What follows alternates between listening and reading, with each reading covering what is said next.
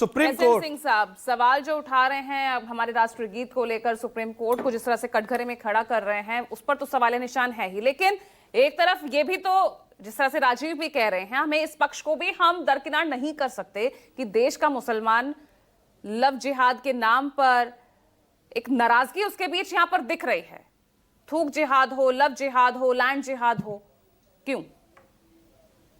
पूजा जी, वंदे मातरम और भारत माता की जय। निश्चित तौर पे राजू जी ने बड़ी अच्छी बात की, उससे हम आगे बढ़ के बात करते हैं। भारत में अभी देखे होंगे कि हमारे दो मुस्लिम भाई तो यहीं बैठे हुए हैं।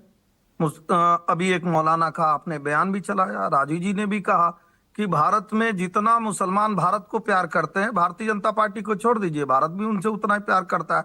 और हमारे मुस्लिम स्कॉलर ने बहुत अच्छी बात कही कि भारत से बेहतर मुसलमानों के लिए कोई देश नहीं हो सकता है। भारतीय जनता पार्टी का कथन नहीं है, आपके चैनल पर बैठ के आदरणीय नाजिम खान जी ने ये बात कही। तीसरी बात मैं कहूंगा, ये जिहाद किसके खिलाफ आप चलाएंगे?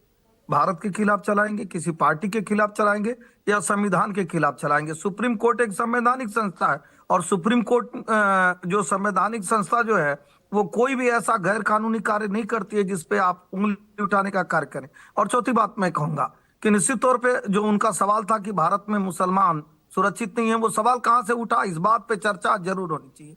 एक आतंकवादी घटना होती है दिल्ली में, जहां एक मुस्लिम यूनिवर्सिटी का नाम आता है।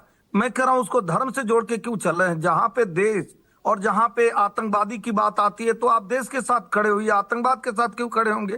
भाई, वो आतंकवादी किसी भी जाति, धर्म, मत, मजहब का हो सकता है। उनको कहना चाहिए, जिस तरह से हमारे सिख भाइयों ने कहा कि हम खालिस्तान के खिलाफ हैं, हम भारत के साथ खड़े हैं, उस तरह से हमारे मौलाना साहब को ये बात कहनी चाहिए कि हम जो है भारत के साथ खड़े हैं, भारत रहेगा तब हम रहेंगे, भारत में हम सुरक्षित हैं, जैसे हमारे हाजी नाजिम ने कहा। अब हम आते हैं कि भाई भारत में मुसलमान कितने सुरक्षित हैं, भारत में मुसलमानों को क्या क्या पद दिया गया। आरिफ मोहम्मद साहब यही गवर्नर है, नजमा अब्दुल्ला जी बड़े पदों पर रही, शहनवाज हुसैन जी, मुख्तार अब्बास नकवी जी, और मैं कह रहा हूँ एपीजे कलाम साहब। इसमें कितना रिप्रेजेंटेशन है केंद्र सरकार में, बताइए जरा। राजू जी आपको बताया नहीं, हम तो आप कहने ही नहीं दे रही हैं। राजू जी ने तो आपको कहा मोहसिन रजा और शहजाद पूनेवाला की चर्चा आपके ही चैनल पर बताइए ना, कितने कितने मुस्लिम मंत्री हैं? अच्छा, भारत की योजनाओं के पे चर्चा करेंगी आप? उजाला की करेंगी कि उज्ज्वला में कितना है, कितनी आवास में है, जितनी भागीदारी मैं तो कुछ कह ही नहीं रही हूँ। मैं भी ये बात नहीं मान रही। भाई, अगर भेदभाव महसूस कर रहा है मुसलमान तो वो गलत है। बराबर हक, समान रूप से समान अधिकार सबको यहाँ पर दिए जा रहे हैं। कोई जाति धर्म विशेष का उसमें भेदभाव नहीं रखा जाता। लेकिन अगर आप रिप्रेजेंटेशन की बात कर रहे हैं तो बता दीजिए ना मुझे, आपके सेंट्रल कैबिनेट में कितने मुस्लिम मंत्री हैं? आपको नहीं दिखाई दे रहा है क्या? राजू जी ने कितनी अच्छी बात कही, मैं तो दोबारा उसको रिपीट कर दे रहा हूँ। जितना मुसलमान, मुझे दिखाई नहीं दे रहा है, मुझे दिखा दीजिए, मुझे दिखा दीजिए। मैं दिखा दे रहा हूँ, मैं फिर भी कह दे रहा हूँ कि जितना मोहब्बत भारत से करते हैं, भारतीय जनता पार्टी से करते हैं, उतना हमें ही वोट भारत, नहीं देंगे, सरकारी योजनाओं का लाभ उठाते हैं, हमें वोट नहीं देते हैं, लेकिन हमारी योजनाओं का लाभ उठाते हैं। ये किसने कहा था? एसएन सिंह जी। उससे ज्यादा भारतीय जनता पार्टी। कोई मुस्लिम विधायक अगर विधानसभा तक पहुंचेगा तो उन्हें बाहर कर दिया जाएगा। देश का राष्ट्रपति बनाती है, मुझे लगता है मोहम्मद आरिफ साहब को गवर्नर बना। राजीव, नहीं, मैं चाहती हूँ पर राजीव आए इस चर्चा में। राजीव, अब मैं बोल दूं पूजा जी 10 सेकंड? देखिए, नहीं, एक बार राजीव को आने दीजिए, फिर I am coming back to you. बार बार अपनी सुविधा अनुसार मेरा नाम ले रहे हैं। अरे ये तो ब्लैक एंड व्हाइट में है कि इस देश के मुसलमानों के साथ या उनके साथ किस तरह की भाषा का इस्तेमाल होता है। और मैंने तो पहले ही कहा कि जो सत्ता के मुखिया हैं, जो शीर्ष पदों पर बैठे लोग हैं, आपका मंगलसूत्र तो छीन लिया जाएगा, भैंस खोल ली जाएगी, अब बहुत सारे शब्द ऐसे हैं कि जो मुझे बोलना ठीक भी नहीं लगता।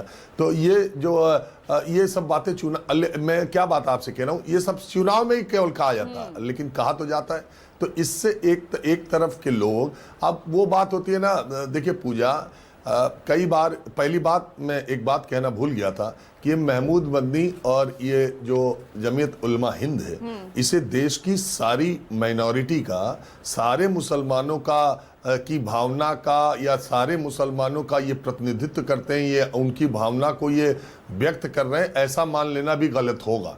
देश का पूरा मुसलमान यही इन्हीं के साथ खड़ा है, ऐसा भी नहीं है। और इनके साथ कितना खड़ा है, मैंने पहले बताया कि लोकसभा चुनाव लड़के देख भी चुके हैं मुस्लिम डोमिनेशन वाले एरिया से। तो हाँ, ये जरूर है कि जमीयत उलमा हिंद के महामंत्री के तौर पर राज्यसभा बनने का मौका मिला है।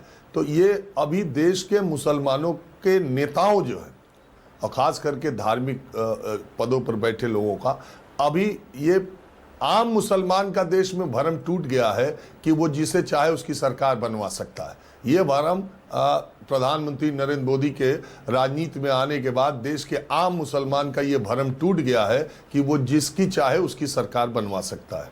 और दूसरी तरफ उसे ये भी धीरे धीरे यकीन हो चला है कि ये उसके जो धार्मिक पदों पर बैठे लोग हैं वो समय समय पर ऐसे बयान देते हैं जिससे बीजेपी की जो खेती है उसमें अपने आप ही खाद मिलती रहती है और उनकी उपज बढ़ती रहती है। उसमें भारतीय जनता पार्टी को ज़्यादा कुछ करने की ज़रूरत नहीं है, ये खुद ही उसे पानी खाद मुहैया करा देते हैं। और तीसरी बात ये है कि ये गंभीर बात है और कि देश पर और देश के अधिकांश सूबों पर राज करने वाली भारतीय जनता पार्टी में देश की माइनॉरिटी का रिप्रेजेंटेशन शून्य के बराबर है।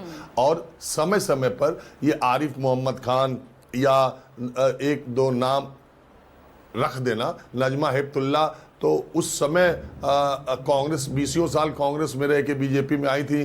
लोग ये ऐसा कहते हैं जब उन्हें लगा कि एनडीए की वापसी होगी या उनका फैसला था, किसी वजह से वो आ गई थी, लेकिन उन्हें राजनीति में लाना और उन्हें उस पद पर लंबे समय तक कांग्रेस पार्टी ने बना के रखा था। इसलिए नजमा हेपतुल्ला की बीजेपी बात करे, आरिफ मोहम्मद खान, ऐसे 2 4 6 8 लोगों की बात नहीं की जाती। मेजॉरिटी में क्या मैसेज जाता है। और एक बात और कि जब आप ये कहते हैं कि हम खुद ही ये बात कहते हैं कि सरकारी योजनाएं तो आपको भी मिल रही हैं, और इनफैक्ट सरकारी योजनाओं का सबसे ज़्यादा फायदा अगर आप देखेंगे, एक बार मैंने आपको किस्सा बताया था कि भारतीय जनता पार्टी की जो उत्तर प्रदेश की सरकार है उसने लाभार्थियों की एक लिस्ट निकलवाई थी कुछ साल पहले, और मुझे सूत्रों ने जानकारी दी थी कि सबसे ज़्यादा सरकारी योजनाओं का फायदा माइनॉरिटी के लोगों को मिल रहा है। तो वो सार्वजनिक नहीं की गई, तो अपने राजनीतिक फायदे नुकसान के हिसाब से। तो वो सरकारी योजनाओं का फायदा मिलना अलग बात है।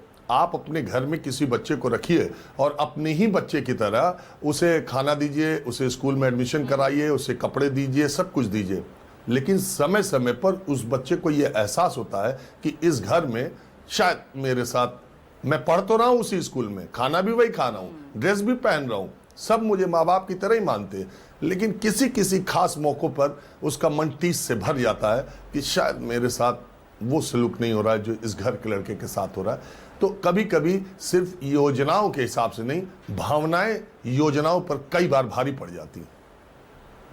बोलिए बेसन सिंह जी, 10 सेकंड आपको दे रही हूँ, फिर आगे बढ़ूंगी। 10 सेकंड। बड़ी अच्छी बात हमारे बड़े भाई राजू जी ने कहा। निश्चित तौर पे हम उस बयान का कभी समर्थन नहीं करते और ये मान के चलते हैं कि मुस्लिम समाज दिया है जो संदेश खाली से बयान दिया जाता है कि हमारी संख्या बहुत ज्यादा हो गई है और हम मार के भगीरथ में फेंक देंगे। तो हम ये मानते हैं कि कुछ कट्टरपंथी मुसलमानों की का ये विचारधारा है जो कहते हैं कि हम टुकड़े टुकड़े कर देंगे प्रधानमंत्री का। हम नहीं मानते हैं कि वो मुसलमान कहता है। जब कुछ लोग कहते हैं कि जिस दिन 370 समाप्त होगी ना, 3 तलाक पे प्रतिबंध लगेगा, हम खून की नदियां बहा देंगे, हम ये मान के चलते हैं कि मोहम्मद आजम खान साहब, क्या आपको भी यही लग रहा है कि कुछ कट्टरपंथी नेता ही हैं